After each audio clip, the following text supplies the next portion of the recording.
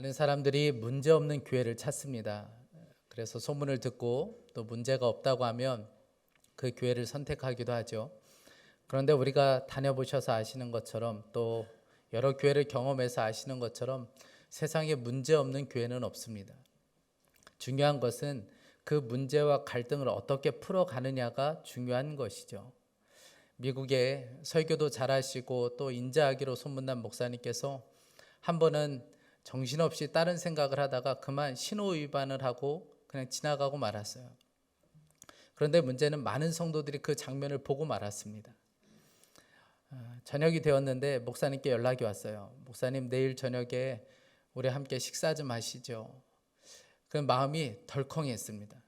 성도들에게 얼마나 또 창피를 당하게 될까, 너무 또 민망하고 또 가슴도 떨렸습니다. 그런다고 해서 또 여러 가지 핑계를 대고 안 나갈 수도 없는 상황이었어요. 고민하다가 하나님께 지혜를 구했습니다. 하나님, 어떻게 하면 좋을까요? 그러다가 하나님께서 한 가지 떠오르게 해준 생각이 있었습니다. 그래서 식당에 그 다음날 갈 때 팻말을 걸고 나갔어요. 앞에 이렇게 적혀 있었습니다. 나는 죄인입니다. 그렇게 적혀 있었어요. 성도들이 그걸 보면서 너무 그냥 웃음이 뻥 터지고 말았어요. 그렇게 막 웃고 있는 성도들을 향해서 뒤돌아섰는데 뒤에는 이렇게 적혀 있었습니다. 너희 중에 죄 없는 자가 먼저 돌로 치라. 그렇게 적혀 있었습니다. 그러자 성도들이 더 이상 할 말이 없어졌어요. 그래서 큰 위기를 넘길 수 있었다는 거예요. 여러분, 문제 없는 교회 없습니다. 여러 가지 문제가 있죠. 가정도 마찬가지입니다. 문제가 있고 갈등이 있기 마련이에요. 중요한 것은 어떻게 그 문제를 풀어가느냐에 달려있는 것이죠. 좋은 교회, 좋은 가정은 문제 없는 곳이 아니라 그 문제를 해결할 수 있는 능력을 가진 교회와 가정이 진짜 좋은 교회입니다. 초대교회 우리가 다 좋다고 알고 있죠. 그런데 초대교회만큼 문제가 많았던 교회도 없습니다. 정말 많은 문제가 있었던 교회가 바로 초대교회였습니다. 특별히 초대교회 안에는 어려운 사람들이 꽤나 많았습니다. 가난한 사람들이 많았기 때문에 초대교회가 하는 사역 중에 가장 중요한 사역은 구제 사역이었어요. 어려운 사람들을 돕는 사역이 가장 중요한 사역이었습니다. 그런데 이 사역이 점점 커지면서 교회 안에 문제가 발생하기 시작했어요. 오늘 1절 말씀에 보면 이 시기에 제자들이 점점 불어났다. 그런데 그리스 말을 하는 유대 사람들이 히브리 말을 하는 유대 사람들에게 불평을 터뜨렸다. 그것은 자기네 과부들이 날마다 구워 음식을 나누어 받는 일에 소홀히 여김을 받기 때문이었다. 문제가 발생했습니다. 이제 복음이 전해지면서 많은 사람들이 교회로 오기 시작했어요. 그러면서 어려운 사람들은 더 많아지기 시작했습니다. 구제 사역은 점점 늘어나기 시작했는데 그러면서 교회 안에 문제가 발생한 거예요. 여러분 한번 생각해 보세요. 구제하는 일은 얼마나 좋은 일입니까? 그런데 그 좋은 일을 하다가 헬라파 유대인과 또 히브리파 유대인들 사이에 갈등이 벌어지게 되었어요. 히브리파 유대인들은 아주 쉬운 말로 이야기하면 그곳에 있는 이 토착민들이에요. 토박이들을 말하는 것입니다. 히브리어를 사용하고 있고 국내 사람들이에요. 그곳에 오랫동안 머물러 있었던 사람들입니다. 반면에 헬라파 유대인들은 헬라어를 사용하는 외국에 사는 사람들, 또 외국에서 들어온 사람들이에요. 그러니까 다른 사람들이 봤을 때는 이방인 취급을 받을 만한 사람들이었습니다. 이 둘 사이에 갈등이 벌어지게 되었는데 헬라파 유대인들이 히브리파 유대인들을 향한 불평, 원망, 섭섭한 마음을 가지게 되었다는 거예요. 그 이유가 이렇습니다. 이제 구제 사역을 하게 되는데 아마 구제 사역에 중요한 역할을 한 사람들, 즉 사도들과 함께 힘을 모아서 이 중요한 사역을 했던 사람들은 대부분 히브리파 유대인들이었을 거예요. 그들이 열심히 구제 사역을 했는데 이 구제비 그리고 구제 용품이 제대로 전달이 안 되는 거예요. 히브리파 과부들에게는 음식도 그렇고 구제비가 잘 전달이 되었지만 헬라파 이 과부들에게는 이게 제대로 전달이 되지가 않았어요. 번번이 그 명단에서 빠지기도 하고 음식이 전달이 안 되기도 하고 구제비가 전달이 안 되는 일들이 종종 벌어지곤 했습니다. 그러자 헬라파 유대인들이 불평과 원망과 섭섭한 마음들을 쏟아놓기 시작했어요. 여러분 당연한 것 아니겠습니까? 구제비와 구제용품이 제대로 전달이 되지 않았으니 불평하고 원망하는 것은 어쩌면 당연한 것이죠. 그런데 이 불평과 원망이 무서운 것은 전염성이 굉장히 강하다는 거예요. 그래서 한쪽에서 불평과 원망을 쏟아내기 시작하면 다른 편에서도 불평과 원망이 나올 수밖에 없습니다. 한쪽에서 헬라파 유대인들이 지금 불평과 원망을 쏟아놓고 있어요. 그러면 여러분, 이 불평과 원망을 듣는 사람들도 불평할 수밖에 없죠. 어떤 사람들이 불평할까요? 열심히 섬겼던 사람들. 우리가 죽어라 고생했는데, 그렇게 섬긴다고 섬겼는데 우리가 이런 말을 들어야 되겠어? 그러면서 그들에게도 불평이 있을 수 있죠. 또 한 부류는 어떤 사람들일까요? 어려운 사람들을 돕겠다고 집을 팔고 땅을 팔았던 사람들, 그러면서 큰 헌금을 교회에 드렸던 사람들. 여러분, 이 사람들도 불평할 수밖에 없죠. 아니, 그거 조금 못 받았다고 저렇게 불평을 해? 우리는 지금 어려운 사람 돕겠다고 집 팔고 땅 팔아서 지금 헌금했는데 어떻게 사람들이 저렇게 할 수가 있어? 그러면서 여러분 불평하지 않겠습니까? 불평은, 원망은 전염성이 굉장히 강해요. 그래서 여러분, 교회에서 가장 우리가 경계해야 될 것은 불평하고 원망하고 섭섭해하는 거예요. 그런데 이런 일들이 교회에서 자주 발생합니다. 여러분, 오늘 나가실 때 떡을 받으실 텐데, 여러분, 만약에 우리가 떡을 나눠드릴 때 교회에 등록한 사람은 3개씩 주고, 등록 안 하셨어요? 아이고, 어떻게 하지? 그리고 하나만 주거나 아니면 반만 잘라주거나, 아니면 오늘 주방에서 밥을 주는데 여러분, 누구는 주고 누구는 안 준다고 생각해 보세요. 얼마나 교회를 향한 원망이 쏟아지겠습니까? 속회 안에서, 어떤 공동체 안에서 어떤 사람으로 인하여 문제가 발생했어요. 여러분, 그럼 또한 우리가 얼마나 그 사람을 향하여 원망하고 불평합니까? 이게 뭐야? 그 사람 때문에 이게 뭐야? 여러분, 그러면서 불평하고 원망하지 않겠습니까? 여러분, 교회를 세워갈 때 우리가 정말 중요한 것은 원망과 불평이에요. 섭섭해하는 마음들입니다. 이게 교회뿐만 아니라 가정 안에서도 이런 일들이 벌어지죠. 남편에 대한 원망, 아내에 대한 원망, 부모에 대한 원망 뿐만 아니라 자녀들에 대한 섭섭한 마음들, 이것 때문에 참 마음이 괴로울 때가 있습니다. 이 원망의 마음이 해결이 되지 않아서 가족들끼리 지옥처럼 살아가는 가정들이 꽤나 많이 있어요. 그냥 보면 너무 원망스러운 거예요. 우리의 집이 다 저 사람 때문에 그런 것처럼 여겨지고, 지금 이 힘든 상황이 다 저 사람 때문에 이런 일이 벌어진 것 같아서 원망하고 불평할 때가 너무나도 많습니다. 제가 어느 글을 보다 보니까 한 분이 남편에 대한 원망을 이렇게 글로 적은 것을 보았습니다. 저는 연애 기간 없이 결혼을 하게 되었는데 1년간 시댁에 있으면서 많이 힘들었습니다. 남편도 저를 챙겨주는 모습은 없었고 그냥 외롭다는 느낌을 많이 받았습니다. 분가 후 남편의 태도와 시댁에 대한 불만을 말하고 화를 내면 남편은 전혀 공감 없이 같이 화만 내고 그 문제로 싸운 기간이 4, 5년 정도 되었습니다. 그 이후에도 서로 바쁘게 살아서 말은 안 했지만 제 마음 한켠에는 남편이 저를 이해해 줄 마음이 없다고 믿게 되면서 마음의 문도 닫혔던 것 같습니다. 남편은 자기 가족이 먼저구나 하는 생각에 마음으로 남편을 인정하지 못하는 부분이 많이 있었습니다. 최근에 남편이 오해할 만한 행동과 거짓말로 인해 한 번 더 상처를 받았고, 지난 15년간 마음속에 쌓여있던 것들과 이번 일이 폭발해서 욕까지 하면서 싸웠습니다. 남편은 가정을 유지하기 위해 제게 사과는 했지만 제 마음속에 남편에 대한 실망, 분노, 오랜 시간 쌓여온 원망이 쉽게 없어지지 않습니다. 여러분, 이게 혹시 여러분들의 가정 이야기는 아닙니까? 많은 사람들이 마음에 해결되지 않는 이 분노와 원망을 품고 살아가고 있습니다. 교회든 가정이든 여러분, 문제 없는 교회 없고 문제 없는 가정 없습니다. 그래서 서로 원망하고 불평할 그런 관계 가운데 살아갈 때가 참 많이 있죠. 그런데 중요한 것은 원망과 불평으로 인한 이 갈등의 문제를 어떻게 해결할 것인가 하는 것이죠. 어떻게 하면 이것을 해결할 수 있는가가 우리에게 중요한 문제입니다. 세상적으로 푸는 방법은 아주 간단해요. 그냥 다 그만둬버리면 됩니다. 구제 때문에 이런 갈등과 원망과 불평이 일어났으면 안 해버리면 그만이에요. 너무 시끄럽고 너무 말이 많아지면 그냥 안 해버리면 됩니다. 5년 10년 했던 사역이라 할지라도 사람들이 그것 때문에 불편해하면 그냥 안 해버리면 끝이고 교회를 떠나면 끝나는 거예요. 가정 안에서도 마찬가지요. 아주 쉽게 해결하는 방법은 이런 방법이죠. 내가 왜 이런 취급을 받고 이렇게 살아야 돼? 그리고 그냥 떠나면 그만입니다. 흔히들 사람들이 사용하는 방법은 대부분 다 이런 방법이에요.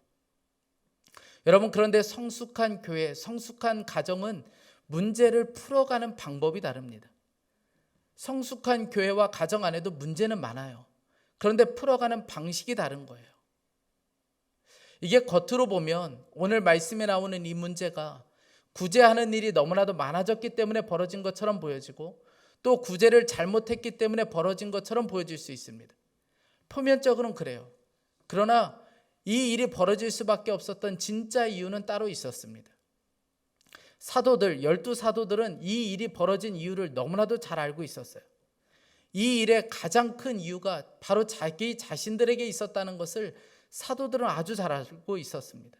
그래서 오늘 말씀에 이렇게 그들이 이야기해요.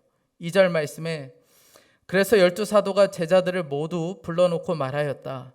우리가 하나님의 말씀을 전하는 일은 제쳐놓고서 음식 베푸는 일에 힘쓰는 것은 좋지 못합니다. 이 일이 벌어질 수밖에 없었던 이유를 사도들은 너무나도 잘 알고 있었는데 그 이유가 바로 자기 자신들에게 있었다는 거예요.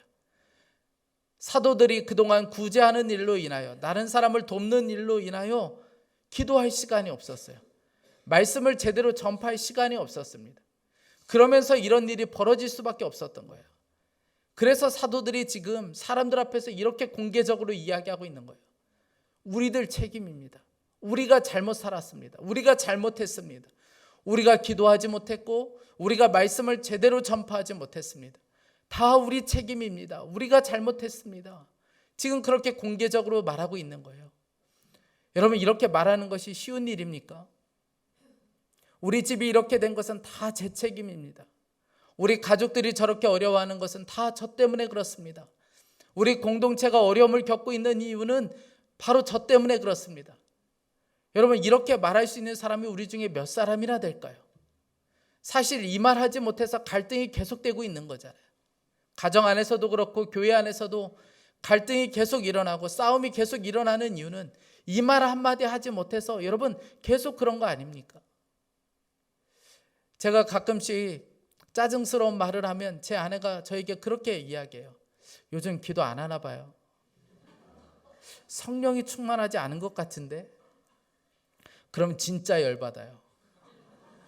마치 제 속을 다 들킨 것처럼 여겨져서 너무너무 화가 더 날 때가 많습니다. 여러분, 사도들은 어떻게 이렇게 말할 수 있었을까요? 12사도예요. 여러분, 최고의 지도자들입니다. 그런데 그들이 공개적으로 우리 때문에 그렇습니다. 제 책임입니다. 제가 기도하지 않았습니다. 제가 말씀 전파를 제대로 하지 않아서 이런 일이 벌어졌습니다. 여러분, 어떻게 이렇게 말할 수 있었던 걸까요? 그들은 죽음이 분명했던 사람들이었어요. 성령으로 충만한 사람들이었기 때문에 그렇습니다. 사도들이 원인을 잘 알고 있었어요. 그래서 그들이 이제부터는 기도와 말씀에 전적으로 헌신하겠다고 그들에게 이야기합니다. 4절에 우리는 기도하는 일과 말씀을 섬기는 일에 헌신하겠습니다. 사랑하는 여러분, 여러분들이 만약 지금 기도와 말씀을 제쳐놓고 살고 있다면 여러분, 하루속히 기도와 말씀으로 돌아가야 합니다. 여러분, 기도와 말씀 없이 문제 풀 수 없어요. 기도와 말씀 없이 일을 열심히 하고 있으면 지금 가장 위험한 일을 하고 있는 것입니다. 제가 우리 목사님과 전도사님들에게 사역을 할 때 꼭 부탁했던 것이 있어요. 우리 오전에는 서로 일 이야기하지 말자. 그리고 오전에는 각자 자리에서 기도하고 또 말씀 보는 시간을 갖자. 그래서 목사님과 전도사님이 오전 시간에는 제 방에 찾아오지 않습니다. 저도 되도록이면 오전에 어떤 일도 시키지 않아요. 여러분, 그럼 일은 언제 합니까? 여러분, 사역자가 일한다고 기도와 말씀을 제쳐놓고 살면 가장 위험한 일을 하고 있는 거예요. 그러니 여러분들이 우리 저를 비롯하여 목사님과 전도사님을 위해서 정말 기도를 많이 해주셔야 돼요. 우리 목사님과 우리 전도사님들이 정말 일한다고 기도와 말씀 제쳐놓지 않게 해주십시오. 여러분, 그것은 여러분들도 마찬가지입니다. 여러분들이 교사를 섬기든 찬양대를 섬기든 여선교회를 섬기든 여러분들이 중직자로 섬기든 여러분들이 남편으로 아내로 섬기든 직장일을 하든 여러분들이 만약에 기도와 말씀을 제쳐놓고 일만 열심히 하고 있다면 여러분들은 지금 가장 위험한 삶을 살고 있는 거예요. 가장 위험한 길을 걷고 있는 것입니다. 기도와 말씀으로 돌아가야 되는 거예요. 기도와 말씀을 붙잡아야 합니다. 기도와 말씀 없이 문제 풀 수 없어요. 남편에 대한 원망, 아내에 대한 원망, 가족들을 향한 원망하는 마음들, 여러분 기도와 말씀 없이 문제를 풀려고 하면 절대로 풀어지지가 않습니다. 여러분, 우리 가정의 문제, 교회의 문제 어디에서 비롯된 것입니까? 문제의 원인은 기도와 말씀 없이 살아가는 우리 자신에게 있는 거예요. 이건 핑계 될 수가 없습니다. 누가복음 10장을 보면 우리가 잘 아는 마르다와 마리아 이야기가 나옵니다. 예수님과 제자들이 마르다 집을 방문했어요.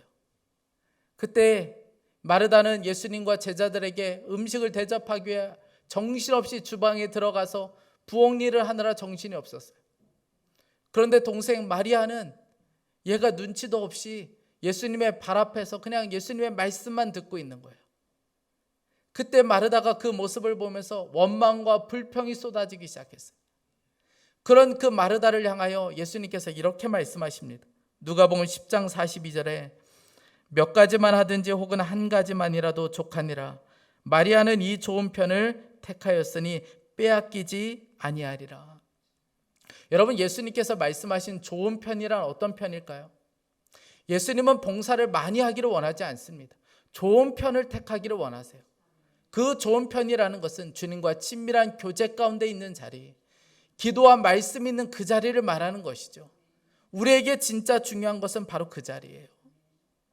사도들은 자신들은 기도와 말씀에 집중하기로 하고 자신들이 그동안 했던 구제 사역은 다른 사람에게 맡기기로 결정합니다. 3절 말씀에 그러니 형제자매 여러분, 신망이 있고 성령과 지혜가 충만한 사람 7을 여러분 가운데서 뽑으십시오. 그러면 그들에게 이 일을 맡기고. 사도들과 제자들은 7사람을 뽑으라고 이야기합니다. 그리고 그들에게 이 모든 일을 맡기자고 결정해요. 7사람을 뽑는데 조건이 있어요. 하나는 지혜가 충만해야 돼요. 또 하나는 성령이 충만해야 합니다. 또 하나, 사람들에게 칭찬을 받고 사람들로부터 신뢰를 받을 수 있는 사람을 뽑아야 했습니다. 그런데 사도들이 뽑지 않겠다고 그랬어요. 그리고 너희들이 가서 7명을 뽑아오라고 했습니다. 그리고 7명이 뽑히게 돼요. 5절 말씀입니다. 온 무리가 이 말을 기뻐하여 믿음과 성령이 충만한 사람 스데반과 또 빌립과 브루로고와 니가노르와 디몬과 바메나와 유대교에 입교했던 안디옥 사람 니골라를 택하여. 여러분, 우리가 잘 아는 7집사를 뽑는 장면이에요. 그런데 이 7집사를 보면 특이한 점이 하나가 있는데 다 7사람이 헬라파 유대인들이었다는 거예요. 이제 헬라파 유대인들에게 힘이 주어지게 되었습니다. 그동안 아주 서러운 시간들이 많았어요. 헬라파 과부들이 이 섬김을 받는 데 있어서 빠지는 일들이 종종 있어서 섭섭할 때가 많았거든요. 그런데 이제 자신들에게 힘이 주어지게 되었습니다. 여러분들 같으면 어떻게 하시겠습니까? 복수해야죠. 가장 먼저는 히브리파 사람들에게 주지 말아야 되는 거예요. 히브리파 과부들을 보면 그들에게 음식을 주지 말아야 되는 겁니다. 그런데 이 사람들은 그렇게 하지 않았다는 거예요. 어떻게 그들은 그렇게 할 수 있었던 걸까요? 그들은 성령으로 충만한 사람들이었기 때문에 그렇습니다. 여러분, 그들 안에 원망의 마음 없었어요. 그동안 억눌렸던 마음들 없었어요. 억울한 마음도 없었어요. 자기 자존심도 없었어요. 오직 성령의 다스림과 통치를 받을 뿐이었습니다. 그러니 아무 문제가 없었어요. 제가 말씀을 보면서 궁금한 것은 어떻게 이 헬라파 유대인들에게 이 중요한 일을 맡길 수 있느냐는 거예요. 여러분, 헬라파 유대인들은 원망으로 가득한 사람들이었습니다. 그리고 초대교회 안에 일어난 이 문제의 발단이 바로 헬라파 유대인들을 통해서 벌어진 일이었어요. 그런데 어떻게 그들에게 이 중요한 일을 맡길 수 있습니까? 이건 보통 일이 아닌 거예요. 교회의 전체 재정을 담당하는 일이었습니다. 그런데 그들에게 이 일을 어떻게 맡길 수 있었을까요? 그들에게 죽음이 분명했기 때문에 그렇습니다. 그들은 문제가 발생하자 자신들은 그냥 뒤로 빠졌어요. 그리고 헬라파 유대인들에게 이 모든 일들을 맡겼어요. 너희들이 다 알아서 한번 해봐. 너희들이 한번 해봐. 그리고 자기들은 그냥 뒤로 빠지고 말았어요. 사도들도 히브리파 유대인들도 이 중요한 일에서 그냥 뒤로 물러섰고, 그리고 헬라파 유대인들에게 이 모든 것을 다 맡겼습니다. 여러분, 그러면서 문제가 풀려나기 시작했어요. 여러분, 가정의 문제, 교회의 문제는 바로 이렇게 문제를 풀어가는 거예요. 여러분, 내가 죽지 않으면 문제는 절대로 풀어지지 않습니다. 그런데 내가 죽기로 각오하면 그때부터 문제가 풀리기 시작하는 거예요. 우리 가정 안에 문제가 산적한 것 같지만 여러분, 그렇지 않습니다. 내가 진짜 죽기로 결단하면, 내가 죽음을 각오하면 여러분, 그때부터 문제가 풀리기 시작하는 거예요. 저에게도 원망이 그냥 파도처럼 밀려오는 순간들이 있었어요.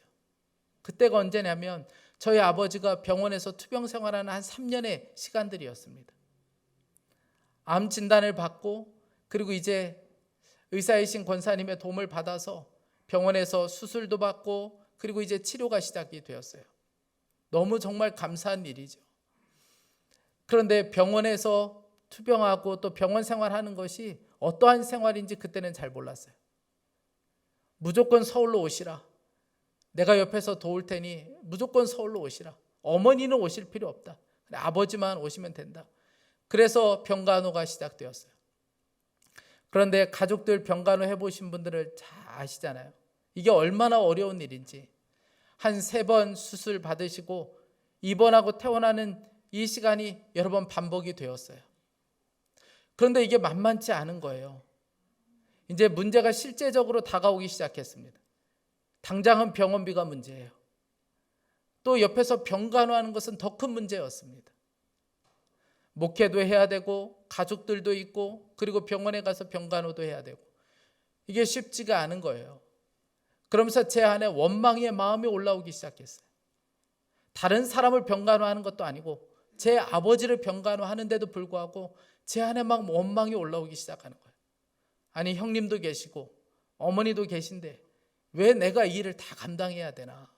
내가 왜 이 일을 다 책임지고 있어야 되나? 이런 원망의 마음이 올라오기 시작하는 거예요.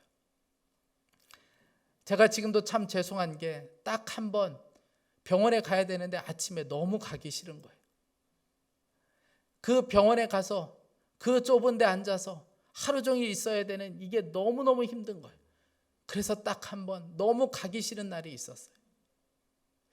그런데 그 즈음에 한 분이 저에게 연락을 주셔서 저에게 이런 이야기 하시더라고요. 제가 무슨 이야기를 한 것도 아닌데 너무 힘들지, 많이 힘들 거야.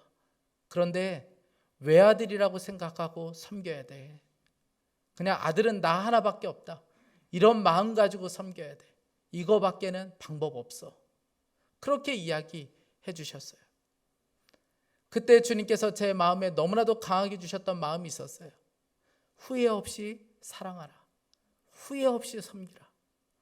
그래서 제가 진짜 아들은 나 하나밖에 없는 것처럼 후회 없이 사랑만 하리라. 그리고 섬기기 시작했어요. 계산하는 마음 십자가에 못 박았어요. 제 안에 올라오는 불평과 원망의 마음들 그때마다 죽음으로 처리하고 십자가에 못 박기 시작했어요. 그런데 신기하게도 아무렇지가 않은 거예요. 재정이 들어가도 제가 섬겨도 아무렇지가 않은 거예요. 아버지가 돌아가시고 나니까 함께했던 40년의 시간이 다 기억나는 게 아니라 제가 정말 마음을 다하여 사랑으로 섬겼던 그 3년의 시간만 기억에 남아요. 여러분, 우리의 삶은 이렇습니다. 불평과 원망으로는 해결될 수가 없어요. 죽음으로 처리해야 합니다. 저희 한국교회의 초기에 아주 율법적인 분위기가 교회 안에 아주 팽배했어요. 한 교회에서 수석 장로님이 큰아들 결혼을 시키는데 이 큰아들이 믿지 않는 여자를 만나게 된 거예요. 여러분, 이건 상상할 수 없는 일이에요. 한국교회 초기에 이런 일이 벌어진다는 것은 정말 말도 안 되는 일이었습니다. 이런 일이 벌어지면 책벌을 받아야 될 정도였어요. 교회 성도들이 은근히 목사님을 압박하기 시작했습니다. 어떻게 장로님이, 그것도 수석 장로님이 믿지 않는 이런 며느리를 받을 수 있는가? 그래서 목사님에게 이거 치리해야 된다. 점점 압박하기 시작했어요.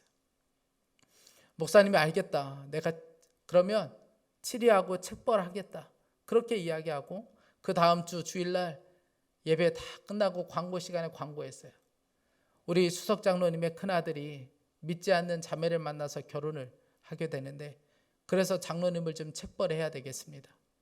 그런데 우리 장로님의 아들에게는 아버지가 두 분이 계십니다. 한 분은 낳고 기른 육신의 아버지가 있고, 한 사람은 또 영적인 아버지, 믿음의 아버지인 목사가 있습니다. 그런데 이 아들이 나가서 범죄한 것도 아니고, 그러니 육신의 아버지는 책임이 없습니다. 다만 이것은 신앙의 문제이기 때문에 목사인 믿음의 아버지인 저에게 책임이 있습니다. 그러니 제가 모든 것을 다 책임지고 책벌을 받겠습니다. 제가 한동안 근신하고 이 강단에 서지 않겠습니다. 그리고 그냥 그 자리로 내려가셨어요. 사람들이 아무리 말려도 목사님 말릴 수가 없는 거예요. 그런데 그러면서 성도들 안에 가지고 있었던 이 마음의 돌, 그 장로님에 대한 원망하는 마음들, 불평하는 마음들, 이 돌을 하나씩 내려놓기 시작했어요. 그러면서 교회가 이 어려움의 순간들을 이겨나갈 수 있었다는 거예요. 사랑하는 여러분, 원망과 불평은 죽음으로만 처리될 수 있어요. 죽음으로 이 문제를 처리했던 초대교회 안에 놀라운 부흥의 물결이 들이닥치기 시작했어요. 여러분 7절 말씀을 보세요. 우리 다 함께 7절 말씀을 읽어보겠습니다. 시작. 하나님의 말씀이 계속 퍼져나가서 예루살렘에 있는 제자들의 수가 부쩍 늘어나고 제사장들 가운데서도 이 믿음에 순종하는 사람들이 많았다. 아멘. 여러분, 죽음으로 이 문제를 처리했던 초대교회 안에 놀라운 부흥의 역사가 일어나기 시작했어요. 하나님의 말씀은 전파되기 시작했고, 더 많은 제자들이 교회에 찾아왔고, 제사장 중에는 너무 이 일이 신기해서 스스로 교회로 찾아오는 사람들이 있었다는 거예요. 사랑하는 여러분, 세상은 교회와 믿음의 성도들의 가정을 주목하고 있습니다. 어떻게 저 문제를 풀어가는지 세상은 교회와 성도들의 가정을 주목하고 있어요. 어떻게 하는지를 보고 싶어 합니다. 여러분, 문제없는 교회, 문제없는 가정 없어요. 불평과 원망으로 풀려고 해서는 안 돼요. 떠나는 것으로, 포기하는 것으로 여러분 해결하려고 해서는 절대로 안 됩니다. 십자가로 해결해야 되는 거예요. 나의 죽음으로 해결해야 하는 것입니다. 나는 죽었습니다. 나 죽고 당신이 사십시오. 여러분, 이 죽음으로 처리해야 진짜 처리될 수 있는 것입니다. 간절히 원하는 것은 저와 여러분이 불평과 원망이 아니라 십자가로 지금 여러분들의 삶 가운데 있는 이 문제들, 가정 안에 여러 가지 일어나는 원망의 마음들, 사람들과의 묶여있는 불평과 원망하는 마음들, 이것이 오늘 주님 안에서 완전히 치유되고 치료되는 은혜가 있기를 간절히 축복합니다. 오늘 우리는 성찬을 받습니다. 여러분, 이 성찬은 내가 예수님과 함께 죽고 예수님으로 살고 있다는 중요한 것을 보여주는 것입니다. 여러분, 오늘 성찬을 받을 때 이런 기도하는 마음으로 받으셨으면 좋겠습니다. 주님, 제 안에 있는 이 원망과 불평하는 마음들, 하나님, 이것이 주 예수 그리스도의 보혈로 깨끗하게 되게 해주십시오. 그리고 저도 주님과 함께 죽고 저도 주님으로만 살게 해주십시오. 이런 믿음으로 받으셨으면 좋겠습니다. 우리 같이 찬양하고 그리고 기도하고 성찬을 받겠습니다. 우리의 마음을 그대로 주님 앞에 올려드리고 함께 찬양하기 원합니다.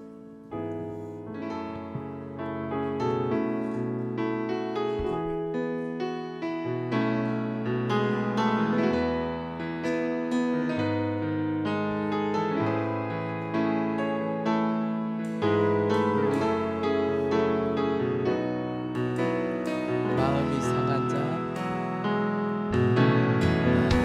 상한 자를 고치시는 주님,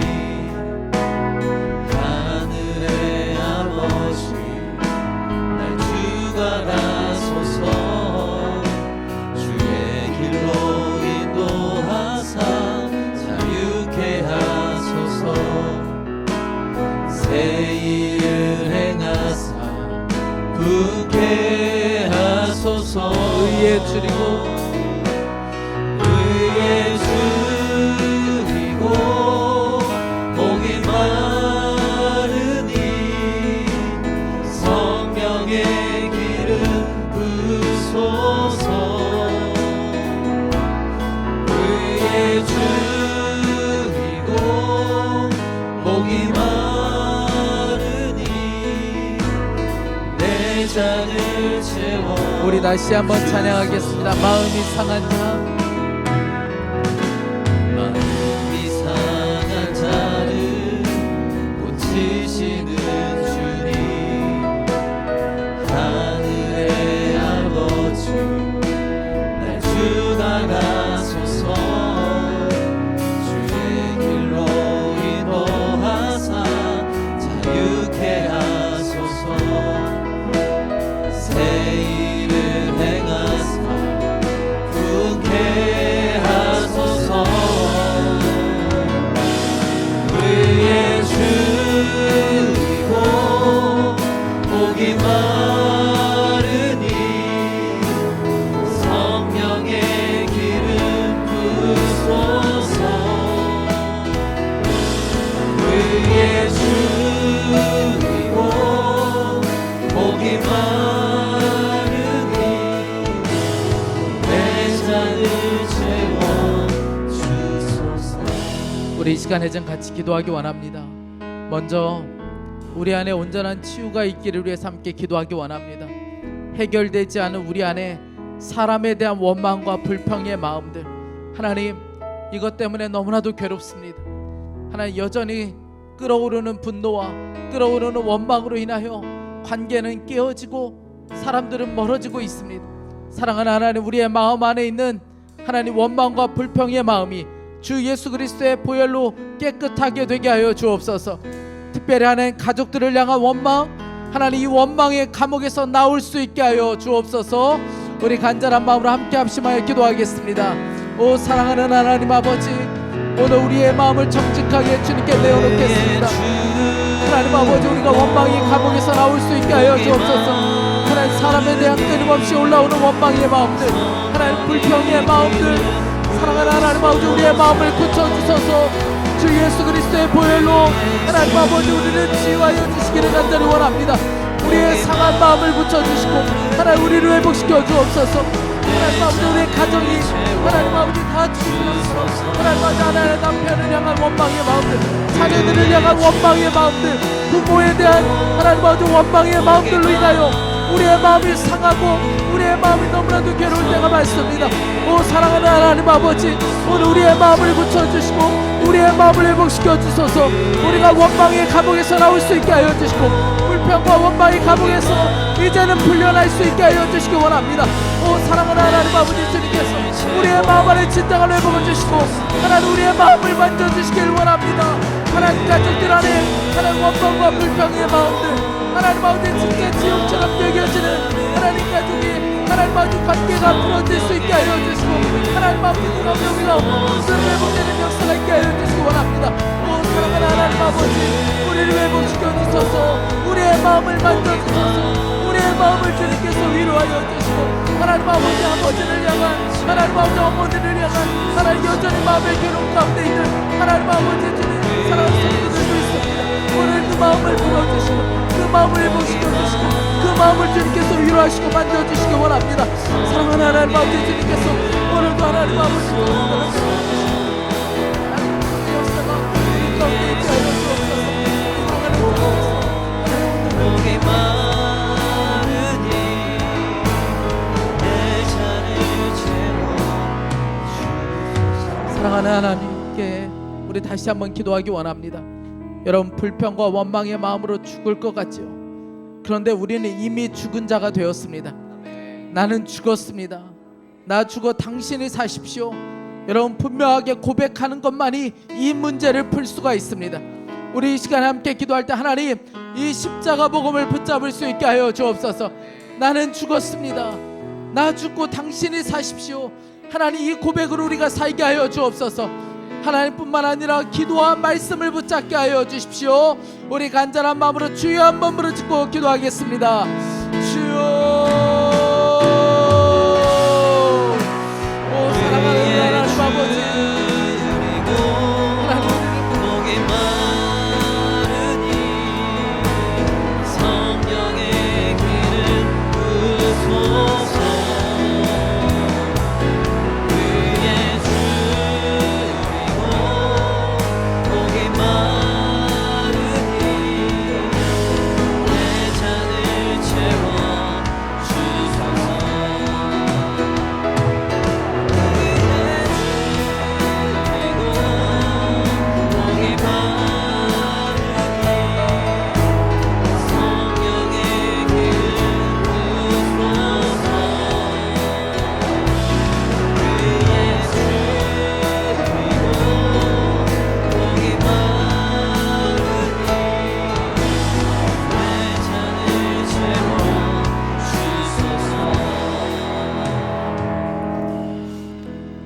사랑하는 하나님, 헬라파 유대인들이 가졌던 그 원망과 불평이 우리들에게 있음을 봅니다.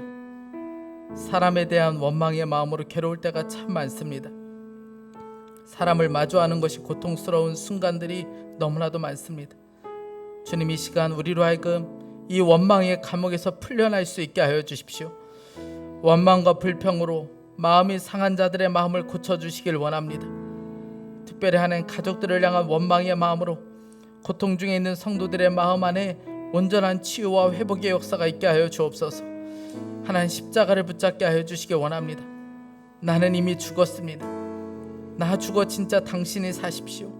이런 믿음과 고백이 우리 입술에서 회복될 수 있게 하여 주시기 원합니다. 특별히 하나님, 자녀된 이들 위해서 간절한 마음으로 기도합니다. 우리 사랑하는 자녀들의 마음도 고쳐주십시오.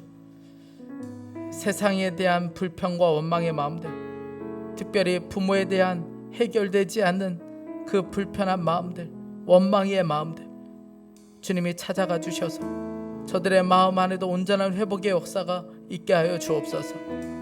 사랑하는 하나님, 오늘 우리가 성찬을 받습니다. 하나님, 이 성찬을 통하여 나의 죽음을 다시 한번 확인할 수 있게 하여 주시고, 내가 진짜 붙잡아야 될 고백이 무엇인지를 하나님 알게 하여 주시기 원합니다. 주님과 한몸됨을 기억하며 오늘 이 성찬의 자리에서 우리 안에 치유와 회복의 역사가 있게 하여 주옵소서. 감사합니다. 주 예수 그리스도의 이름으로 기도했습니다.